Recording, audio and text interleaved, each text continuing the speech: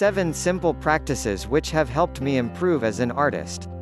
During the many years I have been painting, there have been a number of simple practices which have helped me actually improve and keep going, despite the struggles I faced. These practices have helped when motivation was low, when inspiration seemed to elude me, and when I procrastinated over that first stroke on the white canvas. So anyway, here are 7 simple practices which have helped me improve as an artist. 1. Learn from other art movements, not criticize them. People always seem to have strong opinions about different art movements. But at the end of the day, you can learn something from every art movement, regardless of whether you like the art or not. For example, I am not a fan of hyperrealism, but I can still appreciate and learn from the remarkable display of accuracy and patience from those artists.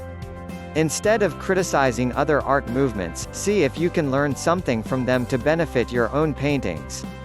As another example, I am not particularly fond of Pablo Picasso's deep abstract work, but I am a huge fan of his mindset and many of his quotes. I often find myself going through his documented quotes when I am in need of inspiration. If you really dislike an art movement, then just ignore it rather than criticize it. There is nothing to gain from negativity. Time is much better spent searching for positive inspiration. 2. Follow artists better than myself. There are 2 parts to this tip. First is to realize there will always be artists who are more talented than you. Second is to embrace those artists and try to learn from them.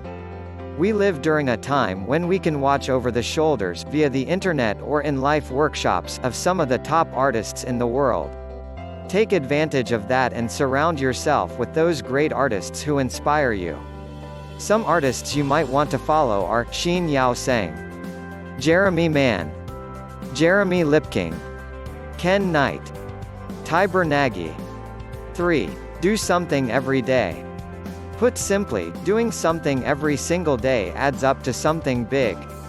It could be a quick gesture drawing, a color study, or even just researching famous artists, as long as it is something which will help you improve. It all adds up and keeps you progressing, slowly and steadily.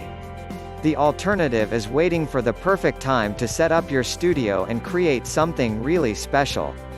But that perfect time rarely comes, and you may find yourself going days, weeks, or even years without touching the canvas. So focus on doing something every day. It doesn't matter how small. But of course, don't beat yourself up if you miss a day. I don't just write this to sound interesting either. I always try to practice what I preach. Most recently, I have been on a mission to improve my drawing by doing at least 10 minutes a day of gesture drawing. 4. Explore new artists, both living and past. Every time I go exploring, I stumble across a fascinating artist who I was not aware of. I write about these artists from time to time on Draw Paint Academy, and these are always very popular posts. Here are some of the artists I have previously written about. Willard Metcalf, George Henry, Tom Thompson, Giovanni Boldini. Art is certainly not a new thing. There are thousands of great artists to explore and learn from.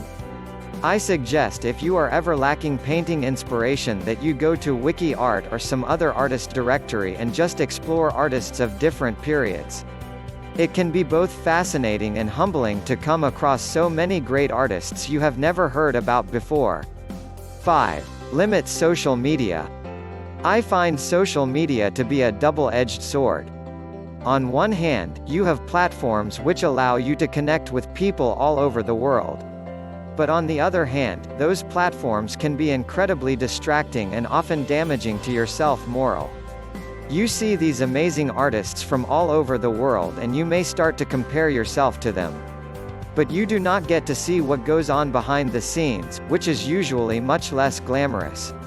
I try to limit social media to keeping up to date with art news, following inspirational artists, connecting with other like-minded artists, and expanding my reach. Outside of that, I do not use social media all that much. 6. Don't get too comfortable. I always find that if you start feeling too comfortable, you might need to change things up and experiment a bit more. You always want to feel slightly on edge when you paint. Otherwise, painting would be pretty boring, wouldn't it? After painting for a while, you will start to get familiar with certain techniques, color palettes, subjects, and you will start to develop your own style. This is great, but it can also hinder your progression as an artist if you start feeling too comfortable and stop experimenting. When you are a complete beginner, you must experiment, because nothing feels comfortable. But artists tend to stop experimenting once they find their niche. I think the only way to continually improve is through experimentation and testing. You just never know what will work or what you will be good at without trying. This is not to say you should not focus on what you enjoy. But you should leave some room to try different things. If you only paint, then mix things up with some gesture drawings. If you only paint in the studio, then try a plein air painting. If you usually paint landscapes, then try and paint a still life.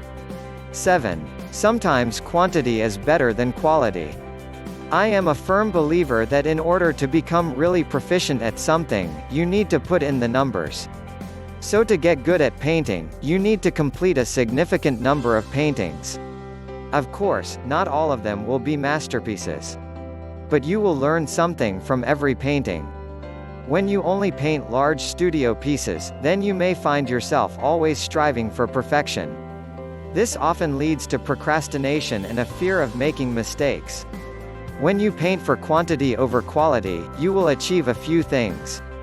You will be less timid about making mistakes, and therefore more adventurous, which is important when you are starting out. You will encounter a wider array of problems. The more problems you encounter, the more solutions you will develop. Over time, you will be much better suited to solving problems in a painting than if you only worked on a few large studio pieces. Painting will feel more fresh and interesting. I find my inspiration kicks into overdrive every time my brush hits a blank canvas. But my inspiration seems to become stagnant as I reach the later stages of a painting. This is not to say you should ignore quality. You should always try to paint to the best of your abilities. But if you only ever aim for perfection, you may find that you actually hinder your improvement. As I wrote earlier, always make room for experimentation. Thank you for feeling our sharing.